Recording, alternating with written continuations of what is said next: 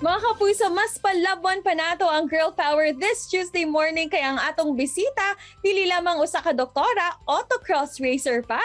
Atong ilailahon si Dr. Danessa Jutba. Good morning, Dan, and welcome diri sa At Home with GMA Regional TV. How are you? Life as a doctor is quite tough, no? And hindi lang man kami ang nahihirapan dito because everyone is affected by this pandemic.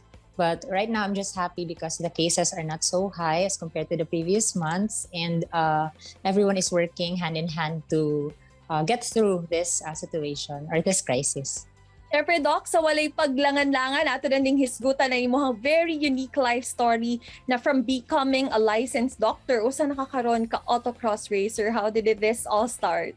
It started when I was still a child. So I was exposed by my mother and my father, si Mami Sarah and si Dada Dan, when they allowed me to play with non-gender biased toys. So I also had a brother, so si Kuya Dan. So I was able to play initially with Barbie dolls, paper dolls, and then until, of course, because daghan mi kids sa among probinsya, sa Tubod Lanao del Norte, I also had experience playing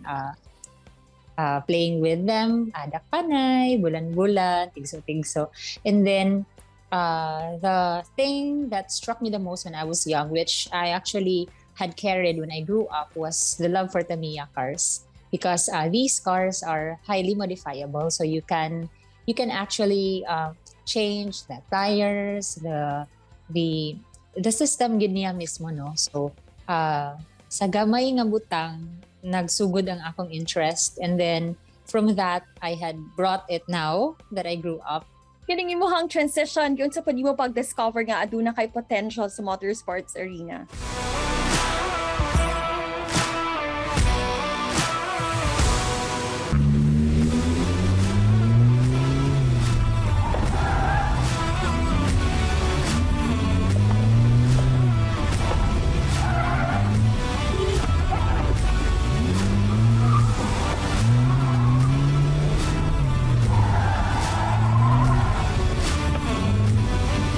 I have to be honest, I wasn't aware that I had the potential to become an autocross racer. No, it was something that I just did because I work as a doctor, so I was a mobile doctor initially. So I traveled a lot.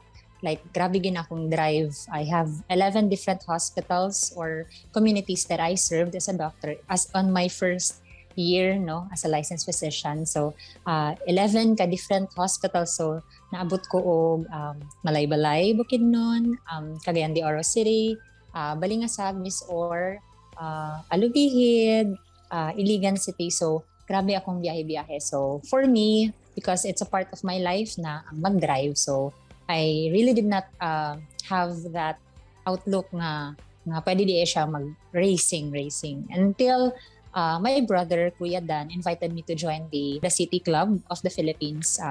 We call it HCCP.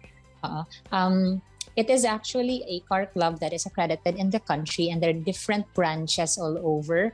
And I was invited in the Honda City Club na Cagayan de Oro. So it is HCCP CDO who became my first family in the autocross industry. And paulit-ulit kong sinasabi in my different interviews that two of the most pinaka-wings na ko, kumbaga, no, in my startup in this new passion is that kaning duha ka person, which is Sho and Keith, are my friends and my family sa Honda. They are my wings left and right because si Sho is the one who has trained me a lot skill-wise, and it is Keith who has trained me a lot mental-wise. How was it so far, Mama? Doon na ba kayong mga challenges or hurdles po na encounter? There are a lot of challenges. To begin with, I had no idea sa unsa kalisod ang mahimong autocross racer, because the mentality of most people who are outside the industry is that pagpusog ka mo padagan, maayo na ka mag-racing, which is not. No, autocross racers are safety drivers. So they are, safe drivers. They have these trainings and skills which are very useful, labi na if na mga accident. So kanang My first struggle was that basic ni siya. My first struggle was that I drive with one hand alone. Ano yung pinaka-basic. So, in autocross racing, you use both hands. So, you could feel the balance of your car. And then the second struggle was that if ever namang may mga cones, no? Na yung mga cones na likay-likayan siya. So, my second struggle was that in estimating the placement of my car and the positioning, so pagliko-liko. So, again, that is another struggle. If you're concerned if I had a struggle because I am a woman, with regards to that, wala. Wala ko na-feel nga kanang weak ilang tanaw sa ako or what. They're even in competition with me. So I oras na ako sa racing mismo kay mo compete sa mga oras sa mga lalaki. So giyon sa pud ba nimo pag-balance ang imuhang time as a doctor and your time also as a racer?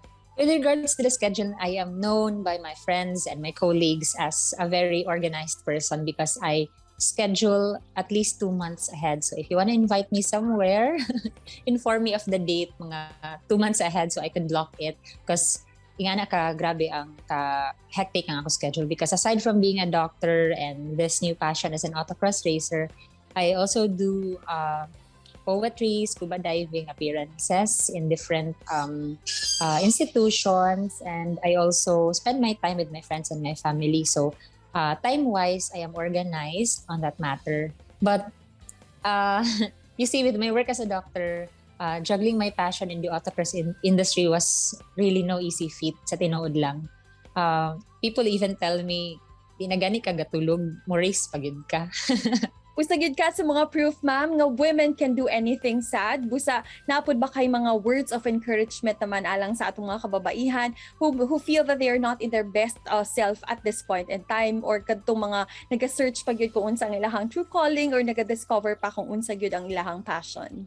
I am happy to be a beacon of inspiration to all the women out there who wants the fast cars and being fast drivers. So for those who do not know their passion yet and are still discovering themselves, just take your time. I also took mine. No, I focused on my academics first and then explored different aspects of myself, like in poetry, in diving, in mountain trekking, no, as an adventurer, and now in autocross racing. So passions do not come that easily, and you have to give your effort, give your time. You also have to study and improve your skills. So take your time in identifying the different versions of yourself, and once you are ready to hone those skills, and you give all that you've got.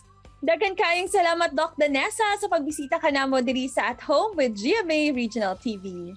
And thank you so much, Attorney Resi, for welcoming me in your show and for having me at home with GMA Regional TV. Thank you so much.